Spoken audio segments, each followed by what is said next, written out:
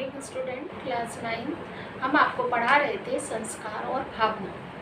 इसमें हमने आपको पेज नंबर 11 पर हम आपको पढ़ा रहे थे और हमने आपको बताया था कि माँ जो है वो अपने बेटे से मिलने के लिए बहुत ज़्यादा परेशान है, क्योंकि उसे पता चला उसके बेटे को हैज़ा हो गया था और मरते मरते बचा। बहू जो उसकी है जो कि दूसरी जाति की है और दूसरी जाति की होने के कारण उसके बड़े बेटे अविनाश ने दूसरी जाति की लड़की से विवाह किया है और जिसके कारण उसकी माँ ने उसको अपने घर से निकाल दिया है। छोटा बेटा अतुल जो है अपनी पत्नी उमा के साथ माँ के साथ ही रहता है, पर अविनाश जो है वो अपनी पत्नी के साथ जो है वो अलग रहता है। तो यहाँ जब उसकी माँ को, क्योंकि माँ का हृदय ही एक ऐसा हृदय होता है कि वो अपने बच्चों के लिए सब कुछ करने के लिए तैयार रहती है। माँ का हृदय जो होता है, एक बार को गुस्सा ज़रूर आ जाता है पर बाद में गुस्सा उनका बहुत जल्दी कम भी हो जाता है। तो वही यहाँ पर स्थिति है कि माँ जो है उसे संस्कार भी प्रिय है, संस्कारों में बंधी हुई है और माँ को संस्कार ज़्यादा प्रिय है कि लोग क्या कहेंगे, धर्म क्या कहेगा। और मेरे बेटे ने दूसरे धर्म की लड़की से शादी कर ली जो कि नीची जाति की है, तो जात बिरादरी धर्म लोग समाज इस सब का डर भी है उसे।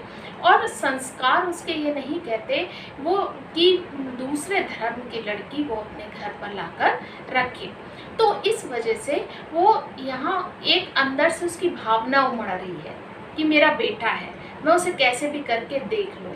पर संस्कार उसे क्या है, वो संस्कारों की दास्ता से क्या है स्वतंत्र नहीं हो पा रही है। संस्कार उसको क्या करे हुए हैं, उसे बहुत यहाँ पर लिखा हुआ है कि संस्कार की दास्ता जो है वो मनुष्य के लिए सबसे भयंकर शत्रु होती है।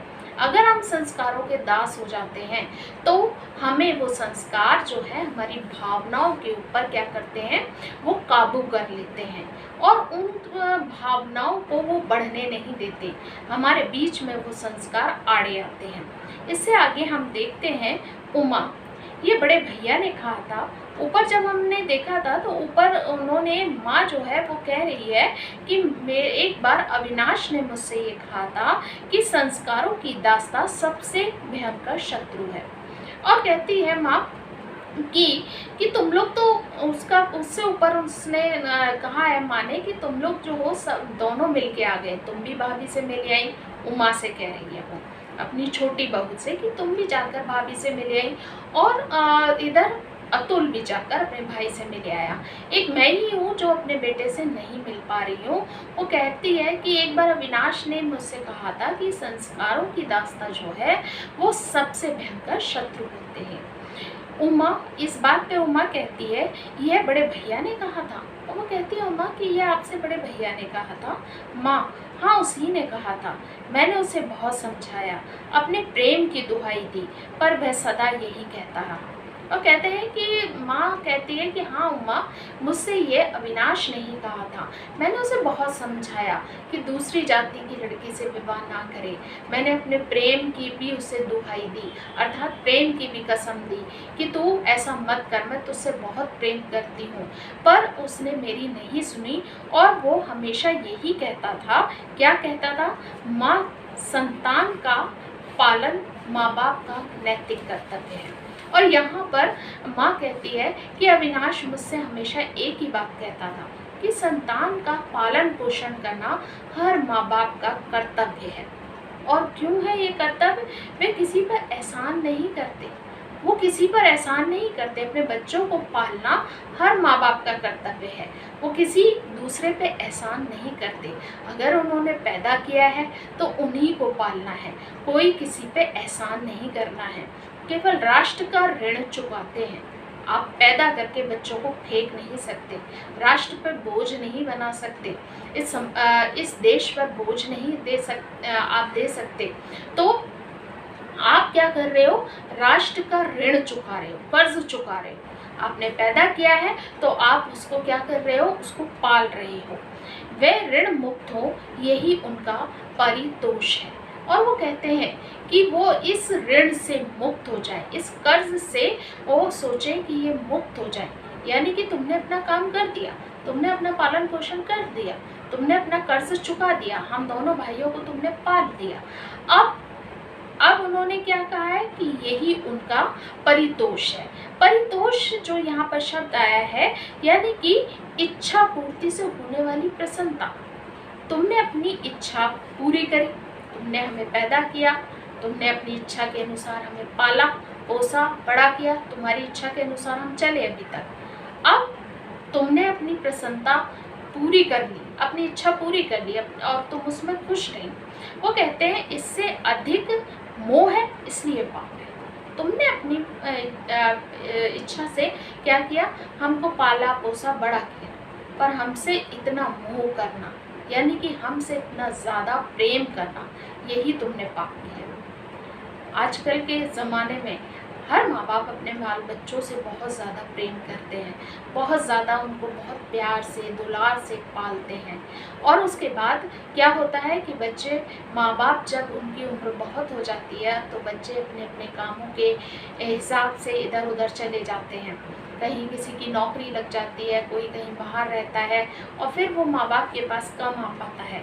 तो यहाँ पर उन्होंने ये बताया है कि वे कहता है कि आप अगर उनसे इतना ज़्यादा प्रेम करते हैं, उनसे बहुत ज़्यादा प्रेम करते हैं, तो वो कहते हैं कि यही आप पाप करते हैं। पर मैं क्या करूँ, मैं तो इससे अधिक है उसी को पाने के लिए आता हूँ। माँ कहती है पर मैं क्या करूँ, इससे जो अधिक है, यानी कि इससे ज़्यादा को पाने के लिए आता हूँ। मैं अपने बच्चे से, मैंने बच्चे का पालन पोषण किया, सब कुछ किया उसके लिए। अब मैं क्या चाहती हूँ कि वो बच्चा भी मेरी क्या है, मेरी इच्छाओं को माने। तो कहते हैं कि मैं क्या करूँ, मैं इससे अधिक पाने के लिए आता हूँ, मैं इससे अधिक पाने के लिए बेचैन हूँ। मैं ही क्यों, सभी माता पिता यही चाहते हैं। तभी मैं समझती हूँ उस डाकिन ने मेरे बेटे को मुझसे छीना है। कहती है कि मैं ही क्यों, सभी माता पिता ये चाहते हैं कि उन्होंने संतान को पाला पोसा बड़ा किया है तो क्या करे, वो उनकी इच्छाओं पर चले। कहते हैं मैं ही नहीं, हर माँ बाप यही चाहते हैं कि बच्चा उनकी इच्छाओं पर चले, पर वास्तव में दोष उसका नहीं है। कहते हैं कि वो डाकिन है। कौन डाकिन है? उसकी अविनाश की पत्नी को माँ कह रही है कि वो डाकिन है, उसने डाका डाला है मेरे बेटे के ऊपर और उसे मेरे से क्या कर लिया है, छीन लिया है, पर वास्तव में दोष उसका नहीं है। फिर कहती है कि वास्तव में दोष अगर देखा जाए तो उस लड़की का भी नहीं है, अर्थात अविनाश की पत्नी का भी नहीं है, मेरा बेटा ही उसके पीछे था और मैं उसको क्या कहूँ, अपने बेटे, मेरा बेटा ही ऐसा था। उमा, माता जी लगता तो मुझे भी ऐसा है। उमा कहती है कि माता जी मुझे भी ऐसा लगता है कि भाभी का दोष नहीं है, भैया का ही दोष है। अब यहाँ पर अतुल का प्रवेश। अतुल का अभी तक कोई भी जिक्र नहीं आया था। अतुल का बस यह बताया कि छोटा बेटा है। अभी तक माँ और छोटी बहू उमा में बात हो रही थी। अब अतुल जो है वो घर में आता है। स्वस्थ युवक है, एक बहुत एकदम स्वस्थ है, यानी कि हष्ट पुष्ट युवक है। सांवला रंग है उसका, मुख पर दृढ़ता और आंखों में सौम्यता है। उसके चेहरे पर दृढ़ता है, यानी कि जो भी वो सोचता है उस पर वो दृढ़ रहता है, यानी कि वो उस पर मजबूत रहता है, इधर उधर भटकता नहीं है। आंखों में सौम्यता है और आंखों में एक बहुत अलग सी सौम्यता, यानी कि एक अलग उसमें इसे ये कहना चाहिए, सौम्यता से ये मतलब होता है कि एक अलग प्रेम दिखाई देता है, यानी कि वो सबसे प्रेम करने वाला। उसे देखकर उमा उठती है।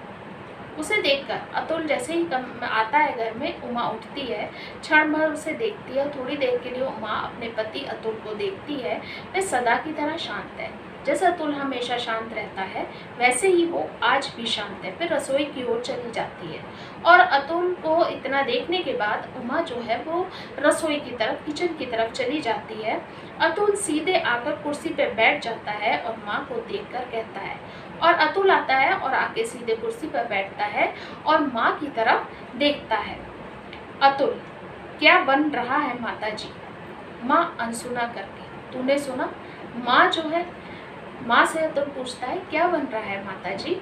तो माँ उसकी बात पे ध्यान नहीं देती, उसकी बात नहीं सुनती, क्योंकि उसके दिमाग में वही अविनाश की बातें चल रही थी। वो कहती है तूने सुना अतुल? क्या? माँ, अविनाश बहुत बीमार था, स्वर भीग जाते हैं। और वो कहती है कि तूने सुना कि अविनाश बहुत बीमार था और उसकी आवाज़ जो है वो रोने की तरह हो जाती है। अतुल जूता खोलते खोलते, हाँ उन्हें ऐसा हो गया था। अतुल अपना जो है जूता खोल रहा है जैसे कोई परवाह नहीं है, और वो कहता है हाँ मैंने सुना है उन्हें हैजा हो गया था। माँ अचरज से, तू जानता था? माँ को आश्चर्य होता है, वो कहती है कि तू जानता था? अतुल, हाँ। माँ, तूने मुझसे कहा तक नहीं? अतुल कहता हाँ मैं जानता था। माँ पूछती है फिर तूने मुझे बताया क्यों नहीं? अतुल, तुमसे क्या कहता क्यों? अतुल कहता है तुमसे क्या कहता, तुम तो अपने संस्कारों में ही मगन रहती हो, तो तुमसे मैं क्या बताता। माँ, क्यों? क्या मैं उसकी माँ नहीं थी? माँ कहती है क्यों, क्या मैं उसकी माँ नहीं थी? ये सारी बातें बताने का मेरा फर्ज नहीं था। अतुल मुस्कुराता है। माँ तो हो, पर सुनकर क्या करती? क्या उसके पास जाती? नहीं, माँ तो तुम हो, पर क्या फ़ायदा क्या होता मैं तुम्हें बताता, तो क्या तुम उसके पास जाती? माँ सहसा जवाब नहीं देती। अतुल फिर कहता है, और माँ उसकी बात सुनकर कोई जवाब नहीं देती है। अतुल फिर कहता है, अतुल मैं जानता था तुम वहाँ नहीं जा सकोगी, और जाने से भी क्या होता है, जब तक तुम उस नीची श्रेणी की विजातीय भाभी को घर नहीं ला सकती, तब तक प्रेम और ममता की दुहाई व्यर्थ है। तुम सब निर्मम हो, निर्भव। अतुल कहता है मैं जानता हूँ तुम वहाँ नहीं जा सकोगी, तुम वहाँ नहीं जाओगी, भाई के पास नहीं जाओगी, और जाने से भी क्या होता है, अगर मान लो चली भी जाती तो क्या होता है, जब तक तुम उस नीची श्रेणी की जो नीची जाति की नीची जाति की जो दूसरे धर्म की लड़की है, उस भाभी को तुम घर नहीं ला सकती, तब तो ये कहना तुम्हारा कि मैं उससे प्रेम करती हूँ अपने बेटे से, बहुत ज़्यादा अपने बेटे को ममता दिखाती हो, ये सब कहना बेकार है। अगर तुम प्रेम करती तो आज भैया और भाभी को घर से ना निकालती। तो ये सब कहना बेकार है, तुम्हें बता के भी कोई फायदा नहीं होता। तुम ना वहाँ जाती, ना तुम उनको यहाँ लेकर आती, ना तुम उसकी पत्नी को क्या करती, उसकी पत्नी को तुम अपने घर की बहू बनाती, तो तुम्हें बताने का कोई फायदा नहीं था। अब तुम ये कहती हो, तुम प्रेम की दुहाई दे रही हो, कहती हो कि मैं उससे प्रेम करती हूँ, ममता करती हूँ, ये सब तुम सब निर्मम हो। अतुल कहता है तुम सब कठोर हृदय के हो। माँ, बीच में रोककर मैं निर्मम हूँ। माँ अतुल को बीच में रोक देती है और कहती है मैं कठोर हूँ। अतुल, निर्मम ही नहीं, कायर भी। जिन संस्कारों में तुम पली हो उन्हें तोड़ने की शक्ति तुम में नहीं है। वो कहता है कि तुम कठोर ही नहीं हो, कायर भी हो, डरपोक भी हो, क्योंकि तुम जिन संस्कारों में पली बड़ी हो, जिन संस्कारों की तुमने अपना बचपन गुजारा है, जिन संस्कारों में तुम बड़ी हुई हो, तुममें उन्हें तोड़ने की शक्ति नहीं है। और वो कहता है कि तुम उन संस्कारों को नहीं तोड़ सकती। उमा फिर प्रवेश करती है, उसके हाथ में चाय की ट्रे है जिसे वे कमरे में ले जा रही है। उमा जो है वो फिर आती है और उसके हाथ में क्या है, चाय की ट्रे है, और जिसे वो कमरे में ले जा रही है, पर बात सुनकर रुकती है। कहती है, जब माँ बेटे में बात हो रही है तो बात सुनकर वो रुक जाती है और कहती है, उमा लेकिन आप में तो है, आप तो वहाँ गए थे।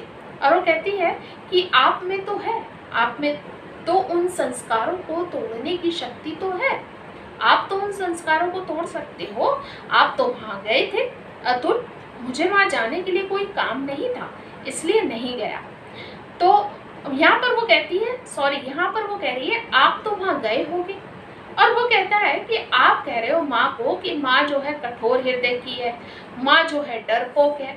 तो कहती है लेकिन आप में तो शक्ति है, आप डरपोक नहीं हो, तो आप तो वहाँ गए होगे। अतुल कहता है मुझे वहाँ जाने के लिए कोई काम नहीं था, इसलिए नहीं गया। अतुल माँ को जवाब देता है कि मेरे पास कोई काम नहीं था वहाँ जाने के लिए, इसलिए मैं वहाँ नहीं गया। उमा और माँ एक साथ दोनों बोलती हैं, आप भी नहीं गए, और प्याले झनझनाते हैं। और यहाँ पर दोनों कहते हैं कि उमा कहती है आप भी नहीं गए, माँ भी कहती है तू भी नहीं गया। और प्याले जो उसके हाथ में ट्रे होती है, उमा के हाथ में जिसमें चाय रखी है प्यालों में, वो उसके हाथ हिलता है और प्याले जो है आपस में टकराते हैं और उनमें आवाज़ होती है उमा विद्रुप से। उमा मजाक से कहती, विद्रुप से यानी कि मजाक से, भाई के मरने का समाचार सुनकर भी आपका हृदय नहीं पसीजता। कहती है कि आपका हृदय नहीं पसीजा कि आपने भाई के मरने का समाचार सुना कि वो मरने वाली स्थिति में है, तब भी आप उनसे मिलने नहीं गए। अतुल शांत स्वर, अतुल वैसे ही शांत है। उमा यदि तुम भाई साहब को जानती होती तो ऐसी बात नहीं कहती, मुझे तो क्या मैं मेरे डॉक्टर को भी अपने पास नहीं आने देती। ते अगर तुम भाई यानी कि अविनाश के व्यवहार को जानती तो तुम ये ना कहती, वो मुझे ही क्या मेरे बताए हुए डॉक्टर को भी वो अपने पास नहीं आने देते। उमा लेकिन फिर भी आप उनके भाई थे, आपको देखकर उन्हें शांति मिलती। कहते फिर भी आपको जाना चाहिए था, आप छोटे भाई हो उनके, आपको वो देखते तो उन्हें कुछ शांति मिलती। वे बीच में ही बात कटती है। अतुल जो है उठता है और नौकर को पुकारता है। बीच में ही वो वे कहती है और अतुल उसकी बात का कोई जवाब नहीं देता है और नौकर को आवाज़ देता है, राम सिंह पानी ले आओ। शीघ्रता से कोई चलता है, आवाज़ आती है और अतुल जो है राम सिंह जो नौकर है उनको आवाज़ देता है उसको कि राम सिंह पानी ले आओ। और फिर क्या होता है, नाटक एकांकी आपको बताया था एक नाटक की तरह ही है कि शीघ्रता से जल्दी जल्दी चलने की एक आवाज़ आती है, यानी कि नौकर जो है वो जल्दी जल्दी चल के जा रहा है अतुल के लिए पानी लाने के लिए। आज हम इतना ही पढ़ेंगे 9th क्लास, इससे आगे हम आपको अगले वीडियो में बताएंगे।